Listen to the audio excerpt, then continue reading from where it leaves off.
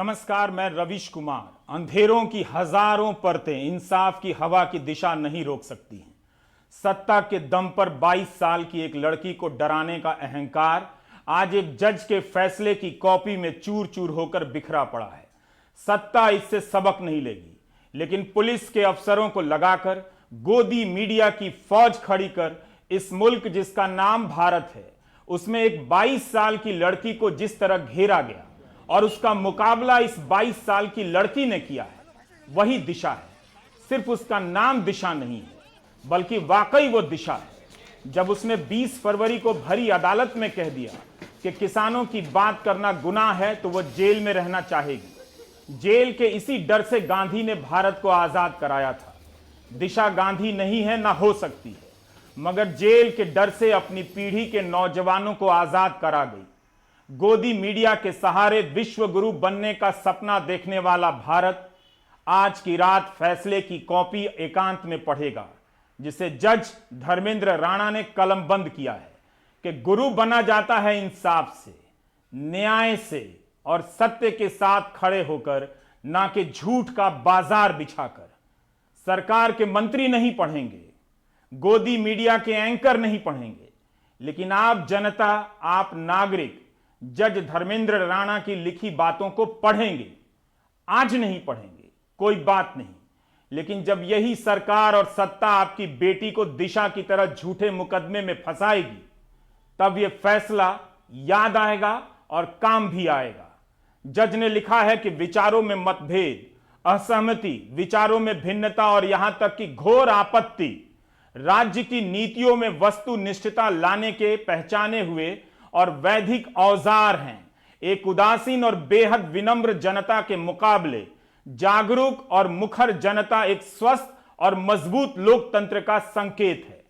भारत की 5000 साल पुरानी सभ्यता कभी भी अलग अलग विचारों की विरोधी नहीं रही। इस सिलसिले में फैसले में ऋग्वेद के एक श्लोक को भी उद्धृत किया गया, जिसका अर्थ है, हमारे पास चारों ओर से ऐसे कल्याणकारी विचार आते रहें जो किसी से ना दबे, उन्हें कहीं से बाधित ना किया जा सके एवं अज्ञात विषयों को प्रकट करने वाले हो। सिर्फ मौखिक दावे के अलावा जज लिखते हैं, मेरे संज्ञान में ऐसा कोई सबूत नहीं लाया गया जो इस दावे की तस्दीक करते हो कि आरोपी या उनके कथित सहयोगी साजिशकर्ताओं की शैतानी से साजिश के बाद किसी भी भारतीय दूतावास में किसी तरह की कोई हिंसा हुई हो। किसानों को आतंकवादी कहना, किसानों के लिए आवाज उठाना, आतंकवादी के साथ हो जाना, यह कभी नहीं हुआ। लेकिन हुआ, किसानों को मिला यह अपमान तमाम चुनावों में हार जीत के बाद भी उनके सीने से चिपका रहेगा। वो भले धर्म के आधार पर बंट जाएं, जाति के आधार पर बिखर जाएं, लेकिन उन्हें याद रहेगा कि गोदी मीडिया और सत्ता ने उन्हें आतंकवादी कहा था। जज राणा ने लिखा है कि सरकार की शान में गुस्ताखी पर किसी पर देशद्रोह के आरोप नहीं लगाए जा सकते। दिशा रवि को जमानत मिल गई है, बल्कि जेल में डालकर डराने के खेल को आज नई दिशा मिली है। मुकेश सिंह सेंगर की यह रिपोर्ट देखिए। इससे पहले मंगलवार को एक दिन की रिमांड के बाद दिल्ली पुलिस दिशा की 4 दिन की रिमांड मांग रही थी कि सेशंस कोर्ट ने दिशा रवि की जमानत अर्जी मंजूर कर ली। उस वक्त दिशा अपनी बहन के गले लगकर भावुक हो गई। मुझको तो रिलीफ हो गया। अभी मैं बहुत खुश हूँ, मुझे राहत मिली है। भारतीय न्याय व्यवस्था में मेरा भरोसा है। भारत में सच का मोल है। जिन लोगों ने उसका समर्थन किया, उनको मैं कैसे धन्यवाद करूं। वो आएगी तो उसे गले लगाऊंगी और खाना खिलाऊंगी। जब भी दिशा ने हमसे बात की, उसने हमें ताकत दी। मेरी बेटी मजबूत और बहादुर है, मैं भी मजबूत और बहादुर हूँ। मेरा हर माता पिता को यही संदेश है कि वो ऐसे मुश्किल समय में अपने बच्चों के साथ खड़े रहें। ಒಂದು ನ್ಯಾಯಕ್ಕೆ ಸಪೋರ್ಟ್ ಮಾಡಿದ್ದಾರೆ ಅಂತ ಅನ್ಕೊಂಡಿದ್ದೀನಿ ನಾನು। जमानत देते वक्त कोर्ट ने पुलिस के सभी आरोपों और दावों को खारिज कर दिया। कोर्ट ने कहा कि पुलिस के सबूत आधे अधूरे हैं। अदालत ने पुलिस के सारे दावे तार तार कर दिए। कहा, टूल किट बनाना अपराध नहीं है। टूल किट की जो सामग्री सामने आई उसमें देशद्रोह जैसी कोई बात नहीं। किसी खालिस्तानी संस्था से दिशा की सांठगांठ के कोई सबूत नहीं है। 26 जनवरी की हिंसा भड़काने का भी कोई सबूत नहीं है। जितने लोग 26 जनवरी की हिंसा के लिए गिरफ्तार हुए, उनमें से किसी ने दिशा से संपर्क की बात नहीं मानी। शांतनु के 26 जनवरी को दिल्ली आने में भी कोई बुराई नहीं। सरकार के विरुद्ध बोलना या उससे असहमति रखना अपराध नहीं है। ऐसे कोई सबूत नहीं है जिससे दिशा की अलगाववादी सोच साबित हो। अदालत ने यह भी कहा कि ये समझ से बाहर है कि प्रार्थी ने अलगाववादी तत्वों को वैश्विक प्लेटफॉर्म कैसे दिया। कोर्ट ने कहा कि दिशा पुलिस की जांच में सहयोग करती रहें और अदालत की इजाजत के बगैर देश न छोड़ें। कोर्ट ने अपने आदेश में कहा कि हमारी सभ्यता 5000 साल पुरानी है। कोर्ट ने ऋग्वेद का जिक्र करते हुए कहा कि हमारे पास ऐसे कल्याणकारी विचार आते रहें जो दबे ना और जिन्हें कोई बाधित ना कर पाए। हालांकि कोर्ट ने यह भी कहा कि ऐसे मामलों में साजिश साबित करना आसान काम नहीं। नई दिल्ली से कैमरामैन एन रवि और मोहम्मद मुरसलीन के साथ मैं मुकेश सिंह, NDTV इंडिया। सत्ता के दलदल से निकली हर दलील उसी दलदल में जा फंसी। 7 दिनों तक जेल में रहकर दिशा ने उन सभी को आज दिशाहीन कर दिया जो उसे आतंकवादी साबित करने के जुनून में विवेकहीन हो चुके थे। यह इशारा है किसान आंदोलन का। वह कृषि कानूनों के विरोध से कहीं ज्यादा सरकार और समाज के विवेक का इम्तिहान ले रहा है। किसी को फंसा देना कितना आसान हो गया था, है भी। कभी पत्रकार, कभी फिल्मकार, जिसे मन है उसके खिलाफ गोदी मीडिया को लगा दीजिए, उलूल जुलूल के आरोप गढ़ दीजिए और जेल में पहुंचा दीजिए। यह खेल खत्म नहीं होगा, आगे भी जारी रहेगा। लेकिन आज इस खेल का भांडा फूट गया। आज के प्राइम टाइम में आप एक और भांडा फूटते हुए देखेंगे। किसानों के बहकाने के मंत्र का पता लगाने के खेल का भांडा। क्या किसानों को बहकाने के इन 2-4 मंत्रों को टूल किट कहा जा सकता है? कई महीने से सरकार कृषि कानूनों के फायदे गिना रही है। करोड़ों रुपए फूंक कर विज्ञापन दिए गए। प्रधानमंत्री कई भाषण दे चुके हैं और उन्हीं की पार्टी के कार्यकर्ता समझ नहीं पाए कि किसानों को समझाना कैसे है। समझ नहीं रहे तो बहकाना कैसे है। सोमवार को गुरुग्राम में बीजेपी की चिंतन शिविर में अध्यक्ष ओपी धनखड़ और मंच की तरफ मुखातिब होकर एक जिज्ञासु कार्यकर्ता ने यह कह दिया, माननीय अध्यक्ष जी, आप वाली बात सही है कि समझाने से नहीं मानेंगे और ना ही समझाने की कोशिश करें, बहकाने पड़ेंगे। बहकाने के 2-4 मंत्र और दे दो ताकि बहका सकें। इसका वीडियो रिकॉर्डिंग कांग्रेस नेता रणदीप सिंह सुरजेवाला ने ट्वीट कर दिया। माननीय अध्यक्ष जी, ये आप वाली बात सही है। ये समझाए तो कोई ना मनर ना समझने की कोशिश करते, बहकाने पड़ेंगे जी। बहकाने के 2-4 मंत्र और दे दो जो ना बहकावा। अब इस तरह के वीडियो सामने आएंगे कि किसानों को बहकाने के मंत्र दे दिए जाएं तो किसानों के लिए समझना और मुश्किल हो जाएगा। वे यही पता लगाते रहेंगे कि समझाने के नाम पर बहकाया जा रहा है या बहकाने के नाम पर समझाया जा रहा है। इस वीडियो से पता चलता है कि आम कार्यकर्ता खुद को कितना मुश्किल में पा रहा है। उसे भी बहकाने के टूल किट की जरूरत है।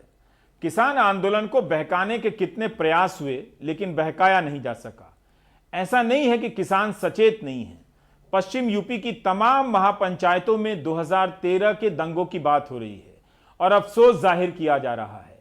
इसी संदर्भ में किसान नेता गुरनाम सिंह चढ़ूनी ने कहा कि सभी किसान अपने घरों में बाबा साहब अंबेडकर की फोटो लगाएं और सभी मजदूर अपने घरों में चौधरी छोटू राम के फोटो लगाएं। 19 फरवरी को हिसार के बरवाला में दलित सम्मेलन हुआ। इस सम्मेलन में हिस्सा लेते हुए किसान नेता गुरनाम सिंह ने कहा कि उनकी लड़ाई सरकार से नहीं है, पूंजीपतियों से है। सरकार जाति के नाम पर तो कभी धर्म के नाम पर लड़वाती आई है। इन साजिशों को समझना होगा। इन बयानों से लग रहा है कि किसान नेता उन सभी पहलुओं के बारे में पहले से सोच रहे हैं जिनके सहारे किसी आंदोलन को खत्म कर दिया जाता है। गुरनाम सिंह ने मजदूरों से कहा कि यह देश की आर्थिक आजादी बचाने का धर्म युद्ध है। वे भी किसान आंदोलन का साथ दें। 22 फरवरी को सोनीपत के खरखौदा ब्लॉक में किसानों की पंचायत में सभी जाति के लोग शामिल हुए। इसका मतलब है कि किसान अपने आंदोलन को हर तरह से जोड़कर रखने के प्रयास में जुटे हैं।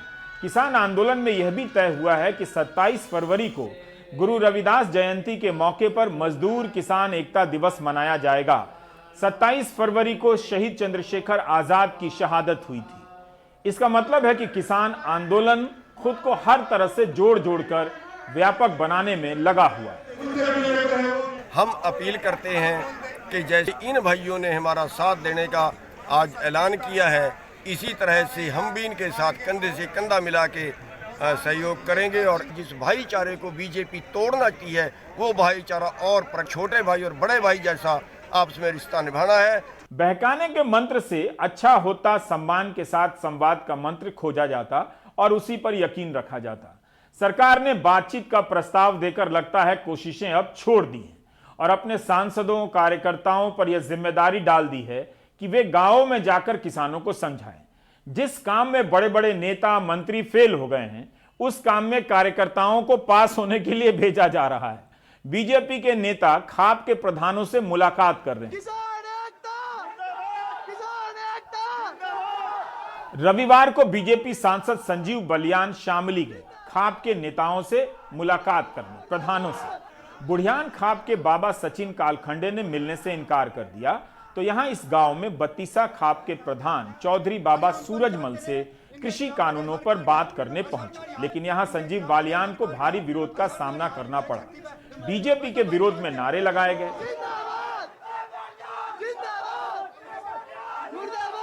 जब लोगों को पता चला कि संजीव बालियान आने वाले हैं तो गांव के रास्ते को ट्रैक्टर ट्रॉली से बंद कर दिया गया। किसी तरह से उन्हें हटाकर सांसदों का काफिला गांव में प्रवेश किया, लेकिन बीजेपी के विरोध में नारे तब भी लगे। नारेबाजी के दौरान संजीव बालियान और ग्रामीणों में नोकझोंक हो गई। पश्चिम यूपी में बीजेपी के नेताओं को लेकर नारेबाजी कोई दूसरा रूप ना ले ले, इससे नुकसान किसान आंदोलन को ही होगा।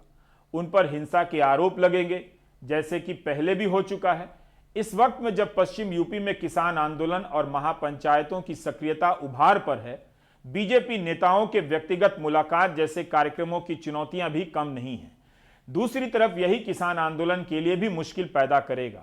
सोमवार को मुजफ्फरनगर की बुढ़ाना विधानसभा क्षेत्र के ऐतिहासिक गांव सोरम में विरोध ने तनाव का रूप ले लिया। भाजपा सांसद संजीव बलियान और उनका काफिला सोरम गांव में एक 13वीं में शामिल होने पहुंचा था। किसान पंचायतों में ऐलान हुआ कि 13वीं में बीजेपी के नेताओं को नहीं बुलाया जाए।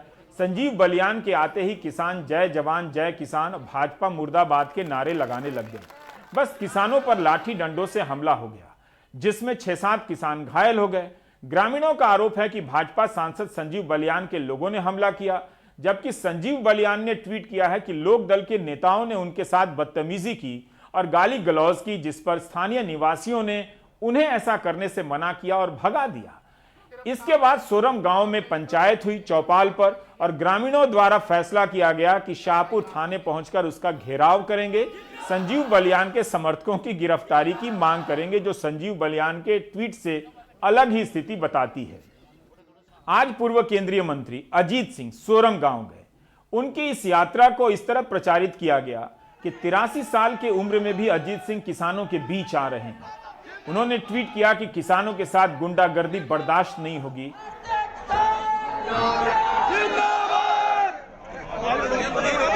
सरकार ने 27 लोगों पे एमएसपी। आखिर जब कोई आएगा मंत्री तो क्या किसान उससे नहीं पूछेगा हमारे गन्ने का काम कब मिलेगा? तो उस पर हमको नाराज होने की क्या जरूरत है? और अगर वो जवाब नहीं देंगे, भैया राजनीति में गलत काम करोगे तो जिंदाबाद मुर्दाबाद सब तरह के नारे लगेंगे। उसका मतलब ये थोड़ी कि आप उनकी पिटाई करोगे। आप सुनिए या जवाब दे दीजिए, सेटिस्फाई कीजिए लोगों से, बात कीजिए लोगों से। क्या पश्चिम यूपी में तनाव की संभावनाएं तलाशी जा रही हैं? बेहतर है किसान और बीजेपी दोनों एक दूसरे के रास्ते में ना आए। कहीं ऐसा ना हो कि एक दूसरे के विरोध करने के तरीके कुतर्क और तनाव में बदलते चले जाएं। बच्चे पढ़ना पैसे, मर रिक्शे तक के न पैसे, तुम घूमो हवाई जहाज में मोदी जी तेरे राज में। शायद नरेश टिकैत इस बात को समझ रहे हैं। 22 तारीख को बुलंदशहर की महापंचायत में नरेश टिकैत ने कहा कि किसान गाजीपुर बॉर्डर पर जाना जारी रखें और आंदोलन को शांतिपूर्ण तरीके से आगे बढ़ाएं। सरकार आंदोलन में हिंसा चाहती है और हिंसा की पूरी आशंका है। आंदोलन को हिंसा से दबाने की सबसे पहली कोशिश सरकार ने की। आगे भी ये कोशिश जारी रह सकती है, लेकिन आंदोलन में हिंसा नहीं होने देंगे।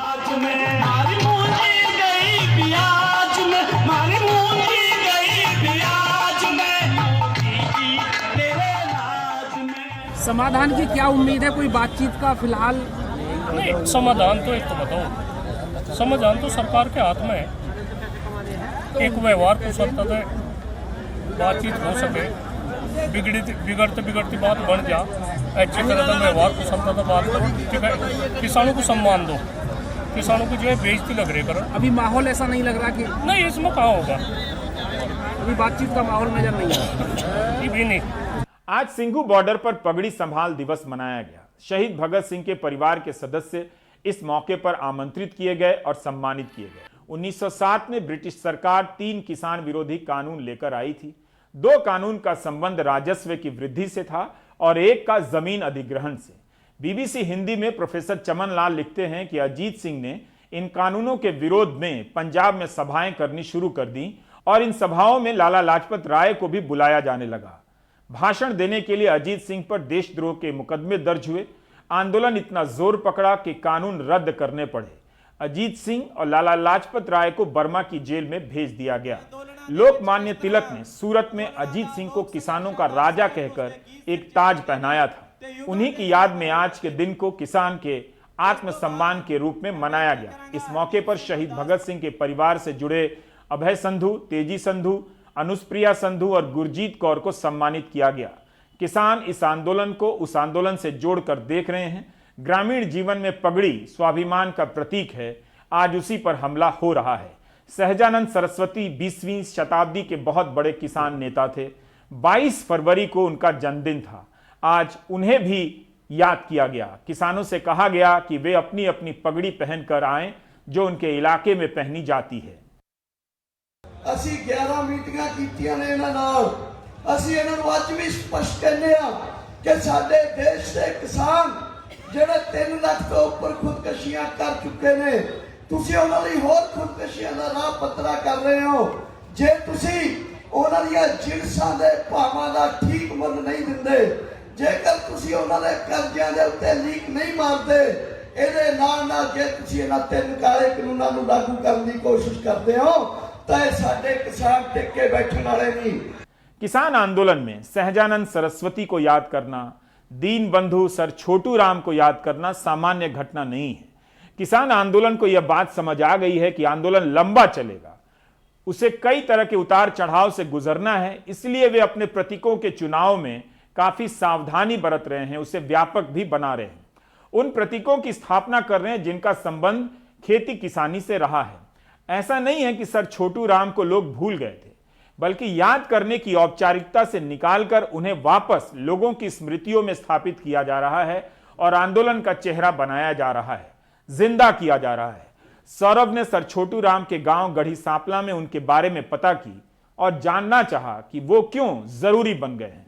सर छोटू राम किसानों के लिए इसलिए अहमियत रखते हैं क्योंकि छोटू राम ने ही जमींदार तबके की पूरी जमीन गिरवी रखी हुई थी, उससे साहूकारों से जंगल से छुटवाया था और जमींदारों के लिए ऐसी व्यवस्था की थी ताकि जमींदार वर्ग है जो खुशहाली से जिंदा रह सके। उसकी ही बदौलत है कि आज हम हैं जो इतने खुशहाल हैं। छोटू राम की ही सबसे बड़ी देन ये है कि पहले जमींदार पूरा साहूकारों के चंगुल में फंसा हुआ था और साहूकारों से ही छोटू राम ने पीछा छुटवाया था। उसके बाद मंडी और कोऑपरेटिव व्यवस्था, मार्केट कमेटी व्यवस्था छोटू राम की देन है हिंदुस्तान के अंदर।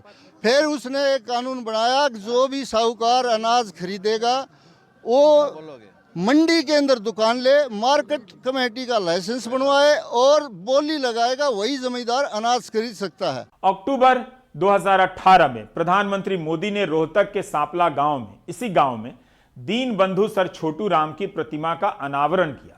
तब प्रधानमंत्री कार्यालय ने प्रधानमंत्री के बयानों को ट्वीट करते हुए लिखा कि चौधरी साहब ने किसानों को फसल का उचित मूल्य दिलाने के लिए कृषि उत्पाद मंडी अधिनियम बनाया था। हमारी सरकार ने भी पीएम आशा शुरू किया है। इसके तहत सरकार ने यह प्रबंध किया है कि अगर किसान को समर्थन मूल्य से कम कीमत बाजार में मिल रही है तो राज्य सरकार भरपाई कर सके। प्रधानमंत्री ने तो यही कहा ना कि अगर किसान को समर्थन मूल्य से कम दाम मिलेगा तो राज्य सरकार भरपाई करेगी। यानी प्रधानमंत्री भी न्यूनतम समर्थन मूल्य के गारंटी की बात कर रहे थे कि नहीं कर रहे? यही तो आज किसान कह रहे हैं कि दीजिए।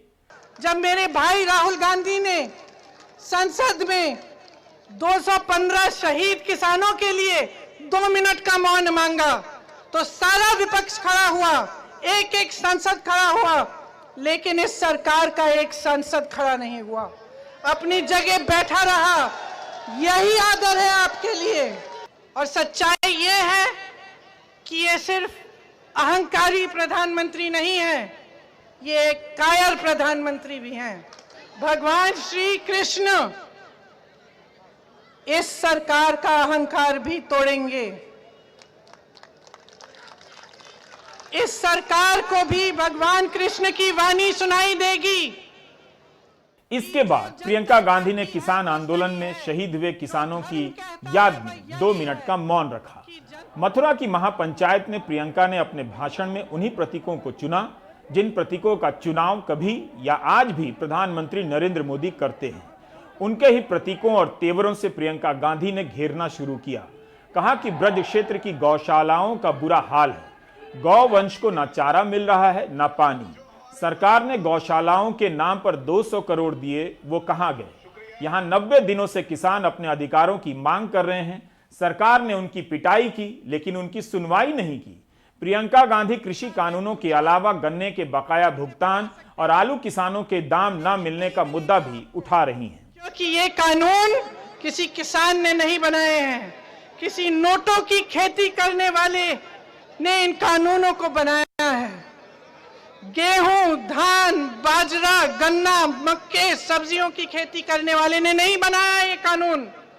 ये कानून नोटों की खेती करने वालों ने बनाया है और ये कानून उन्हीं के लिए बना है।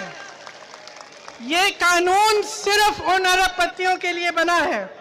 भाजपा सरकार ने बेचने की ऐसी भांग डाली है कि कल को कुछ नहीं पता। आप गोवर्धन पर्वत को संभाल के रखिए, कल को कुछ नहीं पता, इसी को न बेचने की कोशिश करें। प्रियंका गांधी जब भाषण दे रही थी तभी राष्ट्रीय स्वर्ण परिषद नाम की संस्था के लोगों ने राजस्थान सरकार के खिलाफ नारे लगाने शुरू किए। मामला था कि बलात्कार की शिकार एक पीड़िता को न्याय नहीं मिल रहा है। प्रियंका गांधी खुद उन लोगों को मंच पर ले आईं।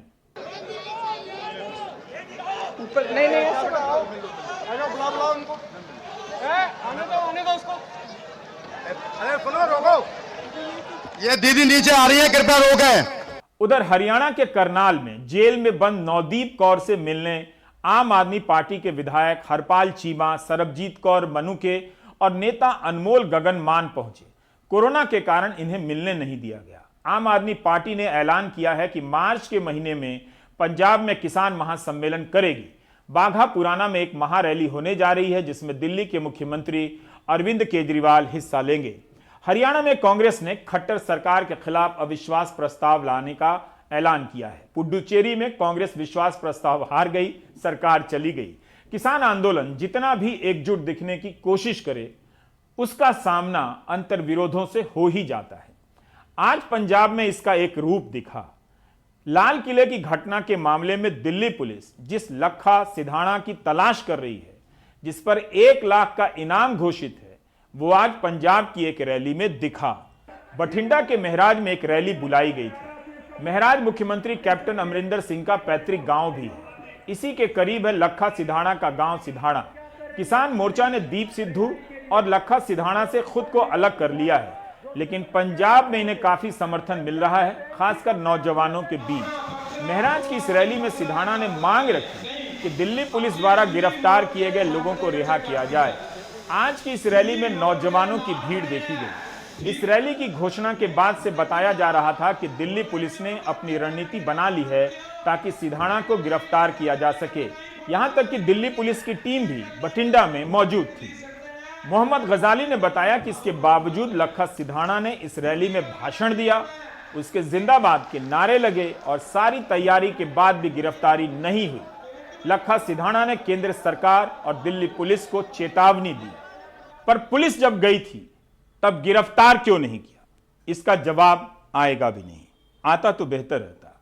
आज किसान आंदोलन को एक नई दिशा मिली है। किसान आंदोलन कह सकता है कि उसकी बात करने वाला अब आतंकवादी नहीं कहा जाएगा।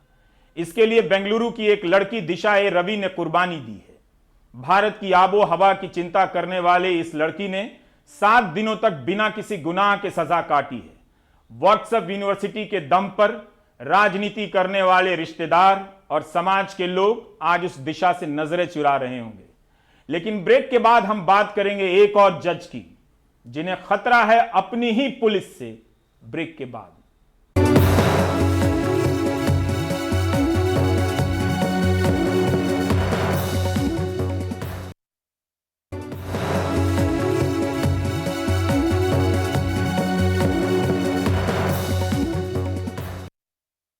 मध्य प्रदेश के दमोह में पुलिस पर हटा के द्वितीय अपर सत्र न्यायाधीश ने गंभीर आरोप लगाए हैं। जज ने जिला सत्र न्यायाधीश को इस संबंध में पत्र लिखा है। पत्र में उन्होंने आशंका जताई है कि भविष्य में उनके साथ कोई भी अप्रिय घटना हो सकती है। जज कांग्रेस नेता देवेंद्र चौरसिया हत्याकांड मामले में सुनवाई कर रहे हैं। देवेंद्र चौरसिया हत्याकांड मामले में सुप्रीम कोर्ट द्वारा हटा के द्वितीय अपर सत्र न्यायालय को आदेश दिया गया है कि संबंधित मामले में अभियुक्त की गिरफ्तारी कर कोर्ट में पेश किया जाए, जिसके अंतर्गत हटा एसडीओपी को संबंधित मामले में अभियुक्तों की गिरफ्तारी को लेकर कोर्ट में अपना पक्ष प्रस्तुत करना था। अनुराग द्वारी की यह रिपोर्ट देखिए। क्या मध्य प्रदेश में न्यायाधीश तक सुरक्षित नहीं है? दमोह जिले के हटा की इस अदालत ने पुलिस प्रशासन को कटघरे में खड़ा कर दिया है। किसी और ने नहीं, अतिरिक्त सत्र न्यायाधीश ने पुलिस पर झूठे आरोप लगाने, अप्रिय घटना कराने की आशंका जताई है। एक मौजूदा न्यायाधीश को लिखना पड़ रहा है। हालांकि ये भी बात है कि पुलिस की तरफ से भी जो एसडीओपी हैं उन्होंने भी एक शिकायत दी है और उनका कहना है कि जो न्यायाधीश हैं उन्होंने उनको अपमानित किया है और उनके खिलाफ अपशब्दों का प्रयोग किया है। उनको कोर्ट रूम में बुलाकर कई घंटों तक खड़ा रखा गया। इस तरह की शिकायत उन्होंने भी की है। द्वितीय अपर सत्र न्यायाधीश ने न सिर्फ स्वयं पर पुलिस द्वारा भविष्य में गंभीर मिथ्या आरोप लगाने और कोई अप्रिय घटना करने की आशंका जताई, बल्कि ऑर्डर शीट में लिखा जिस मामले की वो सुनवाई कर रहे हैं, इसकी कार्रवाई उच्चतम न्यायालय के निर्देश पर की जा रही है। मगर अभियुक्त गण अत्यधिक प्रभावशाली और राजनीतिक होकर उनके खिलाफ माननीय जिला न्यायाधीश महोदय को आवेदन कर चुके हैं, जिसे जिला न्यायाधीश ने मिथ्या पाया और आवेदन निरस्त भी कर दिया। लेकिन अब अभियुक्त गण पुलिस के साथ मिलकर उनके खिलाफ झूठा और मनगढ़ंत दबाव बना रहे हैं। पुलिस अधिकारी भविष्य में उनके खिलाफ गंभीर मिथ्या आरोप लगा सकते हैं और कोई अप्रिय घटना की जा सकती है। द्वितीय अपर सत्र न्यायाधीश ने इस प्रकरण को किसी अन्य न्यायालय में स्थानांतरित करने की अपेक्षा सत्र न्यायाधीश से की। इस ऑर्डर शीट में जो बातें लिखी हैं वो किसी भी व्यवस्था को शर्मसार कर दे। अदालत बीएसपी विधायक रामबाई, जिनके पति का नाम गोविंद सिंह है, वो कांग्रेस नेता देवेंद्र चौरसिया हत्याकांड के आरोपी हैं, उस मामले की सुनवाई कर रही है और उसी सुनवाई में उसने ये ऑर्डर शीट लिखी है। हालांकि जब पथरिया विधायक से इस संबंध में हमने सवाल पूछा तो वो मीडिया से ही प्रमाण मांगने लगी। कहा जज पर कोई दबाव नहीं चलता। जिसने लगाया उधर ही जाके पूछे। आपका कोई दबाव है? आप बताइए, किसी न्यायाधीश पे किसी का आज तक दबाव चलता है? कोई ऐसा इस भारत में कि जो न्यायाधीशों के लिए दबा सके? न्यायाधीश बहुत बड़ी ईश्वर का दूसरा रूप माना जाता है और ऐसा कभी हुआ है इस संसार में, इस भारत में? बताइए आप। तो आप पे पति पे क्यों इल्जाम लगा रहे हैं? मेरे पति पे काय का इल्जाम लगाया है? कोई प्रमाण आपके पास? सरकार कह रही है कांग्रेस के राज में अपराधी बेलगाम थे, उनके राज में सब सीखचों के पीछे होंगे। जहाँ तक सवाल है कानून का, तो वहाँ कानून सब जगह अपना काम कर रहा है, कहीं कोई किसी को प्रभावित नहीं कर रहा है। लेकिन सर वो ऑर्डर शीट में एसपी का, एडिशनल एसपी सबका नाम लिख रहे हैं कि इन लोगों की वजह से कभी मुझे फंसा सकते, मेरे साथ कुछ अप्रिय हो सकता है। हमारे पास अभी तक ऑर्डर शीट आई नहीं है, पर आएगी तो जरूर संज्ञान लेंगे। बहुजन समाज पार्टी की विधायक रामबाई के पति गोविंद सिंह, विधायक जी के पति पर 17 से अधिक मामले दर्ज हैं। 2019 में फरारी में वो विधानसभा में टहलते नजर आए थे, लेकिन गिरफ्तारी के बजाय उन पर इनाम हटा दिया गया। 12 जुलाई 2019 को बीएसपी विधायक रामबाई विधानसभा में कांग्रेस नेता देवेंद्र चौरसिया की हत्या के आरोपी अपने रिश्तेदारों की गिरफ्तारी का मुद्दा उठाना चाहती थीं। स्पीकर ने इजाजत नहीं दी तो आंसू निकल पड़े। 18 जुलाई 2019 को हंसी खुशी अपने पति को विधानसभा घुमाने ले आईं, जिनको कुछ दिनों पहले तक पुलिस फरार बता रही थी, जिन पर कांग्रेस नेता देवेंद्र चौरसिया की हत्या में 25,000 रुपए का इनाम था। विधानसभा में टहलते हत्या के आरोपी पति ने बता दिया कि मुख्यमंत्री ने मामले में जांच करके खात्मा लगाने का आश्वासन दिया है। अगले दिन विधानसभा में रामबाई के सुर भी बदल गए। मीडिया से सवाल करने लगी कि उन्हें दमोह जाकर हत्या की कड़ियां ढूंढनी चाहिए। उस वक्त कांग्रेस ने कार्रवाई नहीं की क्योंकि सरकार को बचाना था। कांग्रेस के मंत्री तो क्लीन चिट दे रहे थे। 17 मामलों के आरोपी अपनी ही पार्टी के 2 नेताओं की हत्या का आरोप झेल रहे शख्स को। रामबाई ने दिया कि मेरे पति यहाँ से सैकड़ों किलोमीटर दूर थे, इस क्षेत्र में नहीं थे, जिसके पुख्ता प्रमाण, तमाम सारे सीसीटीवी फुटेज, तमाम सारी बातें उन्होंने जब पुलिस को दी, पुलिस ने इन्वेस्टिगेट करने के बाद नाम हटाया है। तब विपक्ष में बैठी बीजेपी ने क्या कहा था वो भी सुनिए। जिस प्रकार का संख्या बल है दोनों दलों में, अपोजिशन में और रूलिंग पार्टी में, एक एक विधायक का महत्व है और इस कारण से कुछ ऐसी बातें मानी जा रही हैं कि जो मैं मान के चलता हूं कि पहले कभी नहीं मानी गई।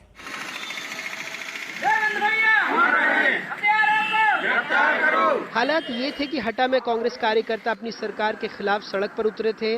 आरोप लगाया गया था कि सरकार बचाने के लिए कांग्रेस नेता देवेंद्र चौरसिया हत्या के आरोपियों को कमलनाथ बचा रहे हैं। न्याय दिलाने में सहयोग कीजिए। जब सरकार थी तो आरोपी को बचाने के आरोप लगे। अब कांग्रेस कह रही है मामले को सदन में उठाएंगे। ये जो मुद्दा आप कह रहे हैं ये तो बहुत महत्वपूर्ण है कि अगर न्यायपालिका के मुख्य पदों पर बैठे हुए हमारे जज महोदय को ऐसा लगेगा कि उनकी जान को खतरा है, पर आप पूरे मध्य प्रदेश में देख लें, अराजकता की स्थिति है। लगातार राजधानी में भी बलात्कार हो रहे हैं और हत्याएं हो रही हैं। महिलाओं के ऊपर अत्याचार में मध्य प्रदेश फिर से नंबर 1 हो गया। तो कानून व्यवस्था की समीक्षा सरकार को करना चाहिए और एक जिम्मेदार प्रतिपक्ष के नाते इस मामले को हम लोग सदन में उठाएंगे। 15 मार्च 2019 को बसपा छोड़कर कांग्रेस में शामिल हुए देवेंद्र चौरसिया की हटा में हत्या कर दी गई थी। इसमें 7 मुख्य आरोपी समेत कुल 28 आरोपी बनाए गए थे। इसमें पथरिया से बसपा विधायक रामबाई के पति गोविंद सिंह का नाम भी था। कांग्रेस नेता राजेंद्र पाठक की हत्या के मामले में तो निचली अदालत ने गोविंद सिंह को दोषी मानते हुए आजीवन कारावास की सजा दी थी। फिलहाल उन्हें हाईकोर्ट से जमानत मिली है। रामबाई पहले कांग्रेस के सरकार में अंक गणित के हिसाब से जरूरी थी, इसलिए उनके पति पर कार्रवाई नहीं हुई, ऐसे आरोप लगे। अब वो बीजेपी को समर्थन देने की बात कहती रही हैं। सरकार कानून व्यवस्था के पक्ष में चाहे लाख दलीलें दे, लेकिन अगर कोई मौजूदा न्यायाधीश अपने फैसले में खुद पर खतरा जताता है तो समझना चाहिए कि हालात कितने गंभीर हैं। भोपाल से कैमरा पर्सन रिजवान खान और दमोह से आजम के साथ अनुराग वारी, एनडीटीवी इंडिया। कहीं पुलिस फर्जी फंसा देती है, कहीं पुलिस से जज को ही खतरा है। ये क्या पुलिस है? आप देख रहे थे प्राइम टाइम। नमस्कार।